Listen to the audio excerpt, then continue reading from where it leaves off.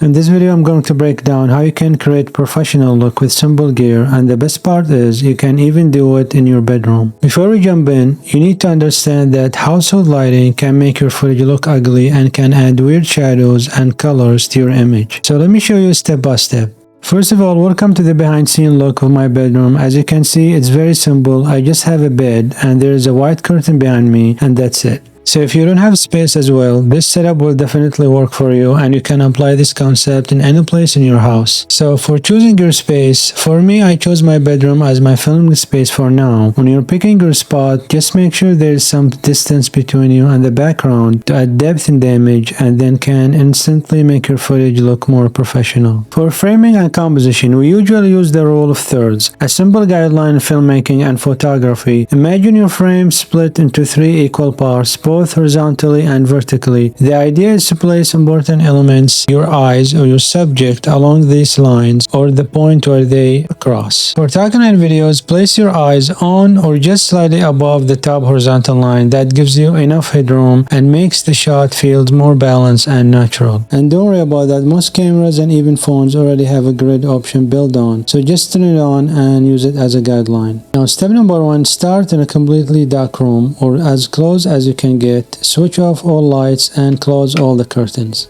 Step number 2, add your key light. The key light is the main source of light we use to light ourselves. To set it up, you really just need 3 things: a pseudo light, a modifier to diffuse that light, a stand to hold it. For my key light, I'm using the Amaran 100D with a light dome. It's an amazing budget option from Aperture, and I like that I can even control it with my phone through their Sidus app. You don't have to use Aperture specifically. Any solid light works. My advice is to invest in something reliable so you can use it for years. If you want a cheaper option, I also recommend the Juon X100 RGB. It's a very versatile and affordable, and I've been using it a lot recently in my workflow. Now let's talk about modifiers. These are basically accessories you can put to your light to make it softer and more flattering. Without them, the light looks harsh and unflattering. One of my favorite is the parabolic softbox with a grid. The grid helps keep the light directional, so it lights me without spilling too much into the background. And here's the rule: the bigger the softbox, the softer, the smoother the shadows, and the smaller the softbox, the harsher the light looks. Now for example, here I'm using the Light Dome 3, which gives me a very soft and flattering look. Compare that to the smaller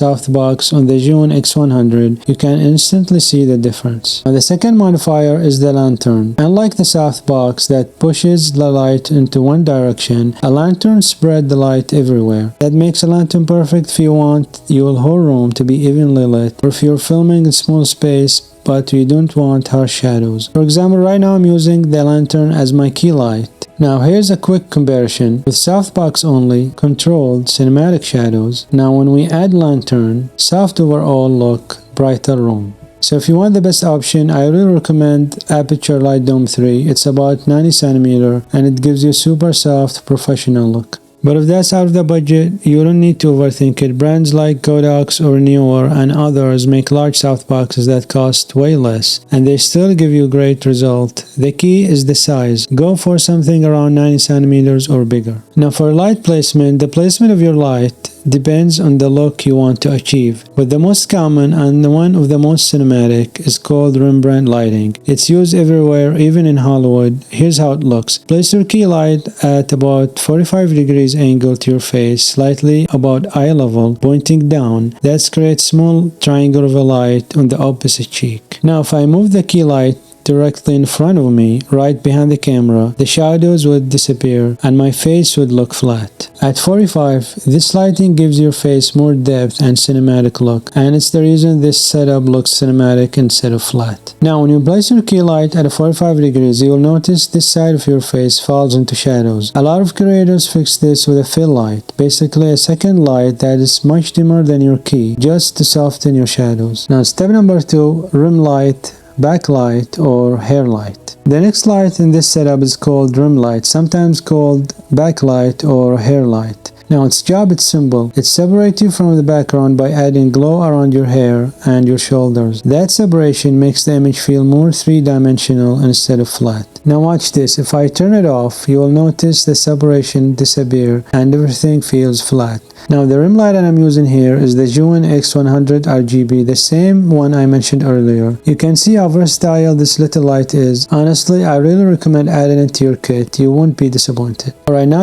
got our key light and rim light set. The setup is already looking solid, but if you really want to make your video pop, adding tube light can completely change the vibe. This is the Aputure Amaran T2C, and I really like it because it's compact but still plenty bright.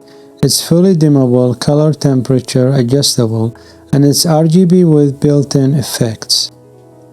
It also has multiple mount options. You can throw it on the stand or a tripod or just lean it in the corner for a quick setup. And because it works with the Sidus Link app, I can control it wirelessly and even sync it in with other Aputure lights. Personally, I love using it as a background light and add color depth to the image. It's simple, versatile, and super easy to set up. And you can also use it as a hair light or rim light instead of the Juin I mentioned earlier. Practical lights. Practicals are any light source that actually shows up in your frame, whether it's a bulb, string lights, or even candles. Filmmakers use them to make a scene feels believable and add mood. They don't need to light you, their job is to add depth and realism. Now you might be wondering, why not just use regular lamps in your house? The problem is that most household lamps are too dim. They flicker on camera and they just give you weird colors. That's why I really recommend using proper practical like this one. This is the Aputure B7C. It looks like a normal bulb.